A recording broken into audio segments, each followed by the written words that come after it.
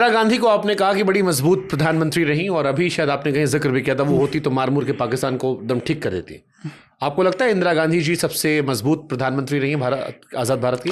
Decision लेने में ज़्यादा नौटंकी नहीं करती थी वो, उन्हीं का डिसीजन है, उनको मतलब उनकी हत्या का कारण उन्हीं का डिसीजन पड़ा, क्योंकि जो इंटेलिजेंस थी उन्होंने हटा दिया था उन्हें। इन्होंने कहा कोई बात नहीं, ये तो उन्हीं का डिसीजन था। तो डिसीजन लेने में बहुत स्ट्रिक्ट थी मोदी जी। डिसीजन लेने में क्या है ना कि अगल बगल में 10-15 लोग हैं। जैसे ऑपरेशन सिंदूर चलेगा कि नहीं चलेगा, अब डोभाल साहब बताएंगे। डोभाल साहब बहुत अच्छे हैं, बट अब एज हो गया है। एक एज के बाद आदमी थोड़ा, सबका होता है, आज से हम लोग का भी जब एज होगा तो शायद इतना नहीं एक्टिव हो पाएंगे आदमी। तो ये थोड़ा सा उनमें है गड़बड़ी। इतना बढ़िया मौका मिला था, दो धागे बराबर करना चाहिए था ऑपरेशन सिंदूर में। मतलब इतना उम्मीद पाल के हम लोग रखे थे, ये तो बात है कि मतलब दिल पे लात रख दिए मोदी जी, कचर दिए एकदम। बहुत तकलीफ लगा, बहुत तकलीफ। पाकिस्तान में बोलता कि सीज फायर कर दीजिए, आप काहे सीज फायर कर दिए? हाँ, तो वो तो ढापा बोल के चला है। पाकिस्तान ने यूएस से कहा, यूएस ने हमसे कहा, जो खबर आ रही थी। फिर आपकी सोवरेनिटी कहाँ चली गई?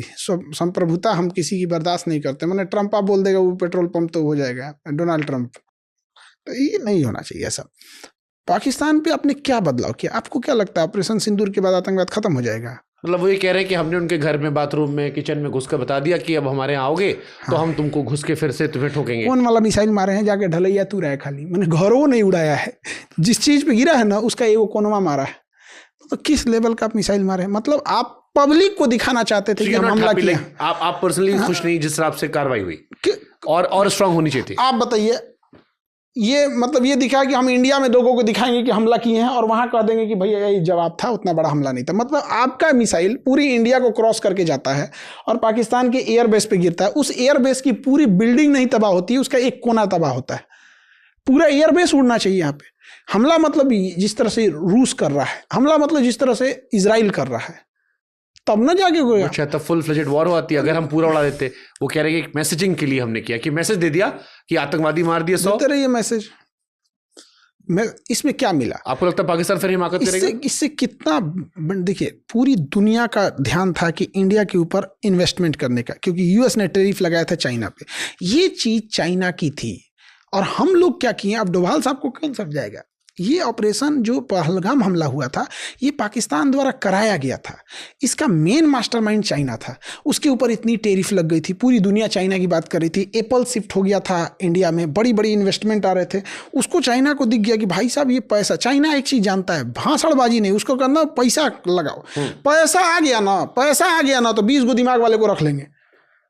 अब पैसा नहीं है ना तो अपनो दिमाग काम नहीं करेगा। सही बात है। तो चाइना का सीधा सिंपल है, हम लोग भाषणबाजी की, सस्टेनेबल डेवलपमेंट, एजुकेशन, तो ये तो इसको भाषणबाजी रहने दो। यहाँ पे पैसा रहेगा, अपना फर्स्ट क्लास सेक्रेटरी रख लेना। यहाँ पे प्रधानमंत्री के पास पावर है, पैसा है, बड़े बड़े आईएएस अधिकारी एक्सपीरियंस लेके उनके पीछे रहते हैं, यहाँ पे काम कर रहे होते हैं। यहाँ पे चाइना ने यही काम कर दिया। चाइना का ड्रोन टेस्ट हो गया, चाइना का मिसाइल टेस्ट हो गया, चाइना का रडार टेस्ट हो गया, और चाइना ने यह भी टेस्ट हो गया कि भारत जब हमला करेगा तो किस तरह की मिसाइल और किस तरह का एयरफोर्स लेके आएगा।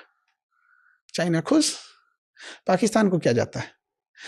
पाकिस्तान का वो जो सेना प्रमुख है आसिफ मुनीर, अपने को फील्ड मार्शल घोषित कर दिया। हाँ, वो भी गजब था। हम मतलब एक तो उनके छाती में इतना बैश लगा, मैं आज तक जान नहीं पाया कि कौन सा जीते वो इतना, और ऊपर से फील्ड मार्शल। और जो फोटो शहबाज शरीफ दिए वो चाइना वाली फोटो थी। अब ये क्या कहिएगा, हमको क्या मिला ऑपरेशन सिंदूर से? हम किसी से पूछते हैं क्या मिला? तो आपकी नज़र में क्या मिला हमें ऑपरेशन सिंदूर से? पॉजिटिव नेगेटिव क्या मिला? हाँ, एक तो सेना का मनोबल आप लेके चले गए। सेना पूरी फुल फ्लेजेड आप बॉर्डर तक पहुंचा के लेके गए थे, सबकी छुट्टियां कैंसिल कराए थे। क्या क्या हुआ था? हम अपने बटालियन, एनसीसी बटालियन में जाके वो कहते, क्योंकि हम लोग जब करते थे तो बताया गया था कि आप लोग अपने बटालियन में आके वो करिएगा। तो हम लोग भी तैयार बैठे थे कि क्या पता उस समय नहीं हुआ था, इस समय मिल जाए, थूर थार दें यहाँ पे। सही में हम छुट्टी दिए थे 3 दिन अपने आँखों इस बार। हाँ महाराज, इस टाइम तो आपका ऑपरेशन सिंदूर चल रहा होगा। नहीं, वो उसमें कितना टाइम लगता है? 1 दिन। अच्छा, कोई बहुत बड़ा धूमधाम थोड़ी करना है यहाँ पे। हमारा तो जिस दिन रिसेप्शन था उस दिन हम क्लास लिए थे, सब रिसेप्शन वाला कर रहे थे। तो बॉर्डर पिक्चर का 60 वाला हो गया। उधर ब्याह हुआ, उधर तो चलो। हाँ, तो हमारा तो उस क्लास ले रहे थे यहाँ पे। तो क्या कहिएगा, ये ऑपरेशन सिंदूर इतना बेहतरीन मौका था समझाने का, आप उसको कुछ एक बढ़िया चीज को डैमेज कर देते। चलो, नुकसान क्या हो मुझे बताओ ऑपरेशन सिंदूर? जैसे आप मुझे कह रहे हो कि हासिल नहीं, मतलब आपकी बात सुनकर जो मुझे लग रहा है, ऑपरेशन सिंदूर से भारत का क्या क्या नुकसान हो? मीडिया से लोगों का भरोसा उठ गया। कश्मीर का जो हम लोगों ने आप मीडिया से जुड़े। अरे मैं वो काम नहीं किया हूँ। मैंने कराची एयरपोर्ट नहीं उड़ाया था। हाँ, अब देखिए कश्मीर का जो सस्टेन हुआ था, इतना मुश्किल से कश्मीर अपने रास्ते पे आया था, वो कश्मीर तबाह होते गया। हम लोग का जो सेना का मनोबल था, नेवी एयरफोर्स रखे रह गए कि हम लोग कभी युद्ध करेंगे, ये कभी किए नहीं। यहाँ पे इंटरनेशनली ऐसा पाकिस्तान साबित कर रहा है और बड़े देशों में ये दिखा चुका है कि पाकिस्तान अपर हैंड में था, क्योंकि सीज फायर पाकिस्तान ने तो नहीं किया और ना ही कोई उसने बोला यहाँ। और उसे पता है कि आप गर्मी के दिन में खुद ही हमारे तो जयशंकर साहब ने कहा ना कि पाकिस्तान ने हमें कॉल करवाया था, उधर रिक्वेस्ट करवाई थी सीज फायर की, तो ये मान लिए। हम किसकी बात मानेंगे? मतलब बदला ले लिए, सीज फायर कर दिए, हो गया। मतलब इनका तो सीज फायर ने मैसेज दे दिया, हम अपना ऑपरेशन जारी रख रहे हैं। इनफैक्ट जब पत्रकारों की अमित शाह से मुलाकात भी हुई थी तो उसमें भी ये सवाल आया था और हमने भी उनसे पूछा अमित शाह साहब से कि टेररिस्ट नहीं पकड़े गए, तो उन्होंने कहा कि हम टेररिज्म को मारना चाह रहे हैं। टेररिस्ट तो वो शराबी है या धर्म के नाम पे भटका हुआ आदमी है जिससे कुछ पैसा देकर या नारा लगवाकर आगे भेज दिया गया, हम रूट कॉज को मार रहे हैं। कितना परसेंट डाउन होगा इसके बाद, ऑपरेशन सिंदूर के बाद कितना परसेंट? आपका क्या आकलन? आप तो 1% कमी नहीं आएगा, उन सबका और मनोबल बढ़ जाएगा इसके बाद, क्योंकि पकड़ाया ही नहीं है सब। ये बताइए, इजराइल जो किया है उसके बाद हमास हिम्मत करेगा? नहीं। तो फिर यही बताइए, आप ऑपरेशन सिंदूर के बाद क्यों नहीं बोल पा रहे हैं? हम पर्सनली बता, देखिए हम हमेशा एक चीज को लेके हो जा रहा है कि हमें अपनी सेना का मनोबल, सेना का इज्जत, सेना सर्वोपरि होनी चाहिए। तो ये जो बीच में सेना आ जा रही है ना, तो इस वजह से इंसान को थोड़ा सा बोलने में लगता है कि सेना मतलब सेना, उन्होंने अपना सब उससे मतलब उस पर सवाल उठाओगे तो फिर आपकी देशभक्ति सवाल उठ जाएगा। नहीं, उठाना भी नहीं चाहिए। उनकी क्या गलती है? आपने आदेश ही नहीं दिया, इंदिरा गांधी ने दिया था।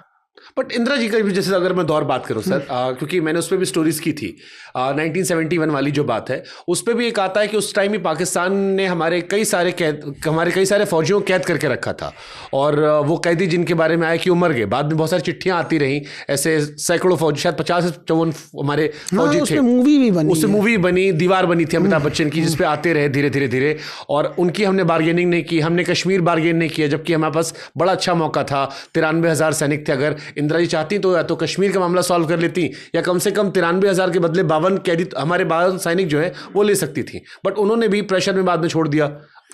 एक युद्ध के बाद, बहुत बड़ा, एक इतना बड़ा युद्ध होने के बाद भी कहीं ना कहीं अमेरिका का प्रेस्टीज इस दाव पे लग गया था। हाँ, उस बार निक्सन उसकी पूरी इज्जत प्रतिष्ठा दाव पे हो गई। वो तो मटिया मिट कर दी थी इंदिरा जी ने पूरा बर्बाद कर दिया था। तो कहीं ऐसा ना हो कि इंदिरा गांधी का जिद अमेरिका के लिए द्वितीय पर्ल हार्बर ना बन जाए, क्योंकि अमेरिका का ईगो होता तो लड़ जाता, डायरेक्ट आके भारत से लड़ जाता। ट्रम्प पगलाया आजकल, जैसे ट्रम्प पगलाया। निक्सन तो एक से बड़ा पागल था।